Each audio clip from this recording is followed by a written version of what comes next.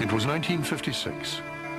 America stood at the pinnacle of its prestige, and the Rockefellers were the nation's first family, not only of wealth, but also of power.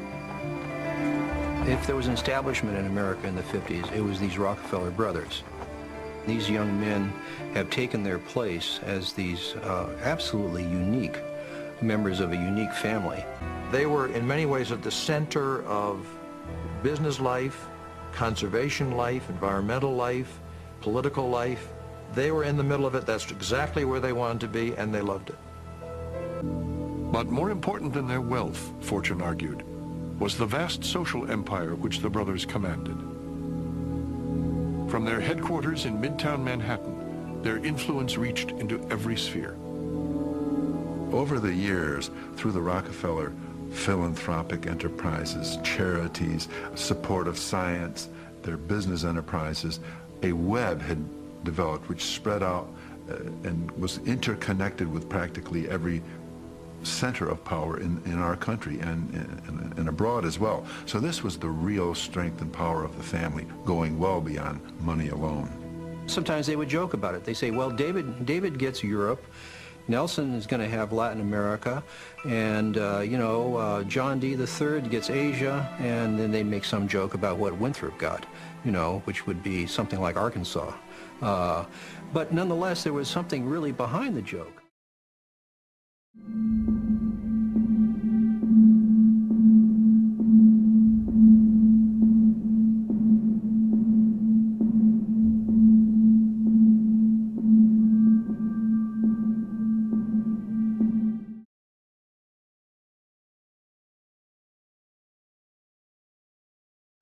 The ultimate goal that these people have in mind is the goal to create a one-world government run by the banking industry, run by the bankers, and they're doing it in sections. The European currency, the euro, and the European Constitution is one part of it. Now they're trying to do it in America with the North American Union, right? And they want to create a new currency called the Amero, right? And the whole agenda is to create a one-world government where everybody has an RFID chip implanted in them. All money is to be in those chips, right? There'll be no more cash. And this is giving me straight from Rockefeller himself. This is what they want to accomplish. And all money will be in your chips. And so instead of having cash, anytime you have money in your chip, they can take out whatever they want to take out whenever they want to. If they say you owe us this much money in taxes, they just deduct it out of your chip digitally. Total control. Total control. And if you're like me or you, and you're protesting what they're doing, they can just turn off your chip. And you have nothing. You can't buy food. You can't do anything. It's total control of the people. And that chip's connected to a database that has your purchasing records, what you do, what everything, you sell. Everything is in there, And so they want a one-world government controlled by them, everybody being chipped, all your money in those chips, and they control the chips, and they control people, and you become a slave. You become a serf to these people. That's their goal. That's their intentions. Eric, can you be specific about when you met Rockefeller, how it happened in these discussions?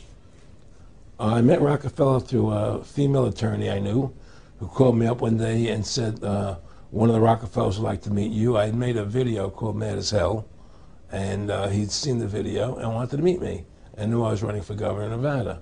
So sure, I'd love to meet him. And I met him and I liked him, and he was a very, very smart man. And we used to talk and share ideas and thoughts. And he's the one who told me 11 months before 9/11 ever happened that there was going to be an event. Never told me what the event was going to be, but there was going to be an event, and out of that event, we were going to invade Afghanistan to run pipelines from the Caspian Sea. We were going to invade Iraq, to take over the oil fields, establish a base in the Middle East, and make it all part of the New World Order. And we'd go after Chavez in Venezuela. And sure enough, later, 9/11 happened, and I remember he was telling me how how you're gonna see soldiers looking in caves for people in Afghanistan and Pakistan and all these places, and there's going to be this war on terror, which is no real enemy, and the whole thing is a giant hoax, but it's a way for the government to take over the American people. He told you it was going to be a hoax. Oh yeah, oh yeah, there's no question. He says there's going to be war on terror, and he's just laughing. There's no who are we fighting? I mean, why do you think 9/11 happened, and then nothing's happened since then? Do you think that our security is so great here that these people who pulled off 9/11, who were able to, can't knock down another plane? Come on, it's ridiculous. 9/11 was done by people in our own government and our own banking system to perpetuate the fear of the American people into subordinating themselves to anything the government wants them to do. That's what it's about, and to create this war, this endless war on terror. And that's why and that was the first lie. And the next lie was going into Iraq, to get Saddam Hussein out with his weapons of mass destruction. That was the next lie. Now, specifically, this was a little over 6 years ago.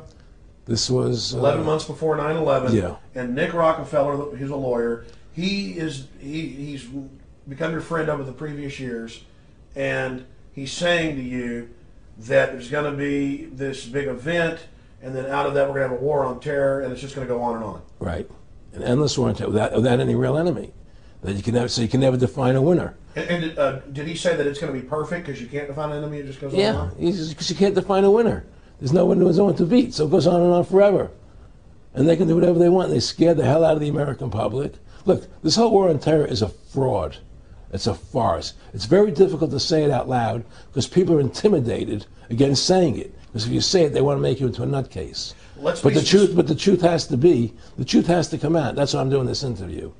The fact of the matter happens to be that the whole war on terror is a fraud. It's a farce. Yeah, there's a war going on in Iraq because we invaded Iraq.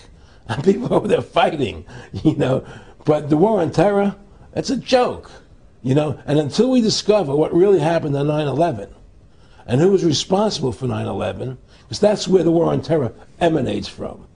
That's where it comes from. It was 9/11 that allowed this war on terror to begin.